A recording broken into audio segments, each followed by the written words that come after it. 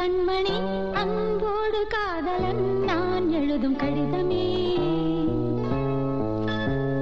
பாரு, எனக்கு என்ன காயம்னாலும் உடம்பு தாங்கிடும். உன் உடம்பு தாங்குமா? தாங்காது. பிராமி பிராமி பிராமி. அதை எழுதணுமா? இது காதல். என் காதல் என்னன்னு சொல்லாம எங்க எங்க அழுகையா வருது.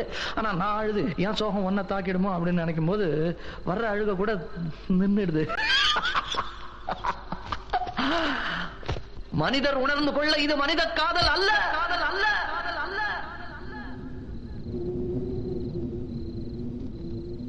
அதையும் தாண்டி புனிதமானது, புனிதமான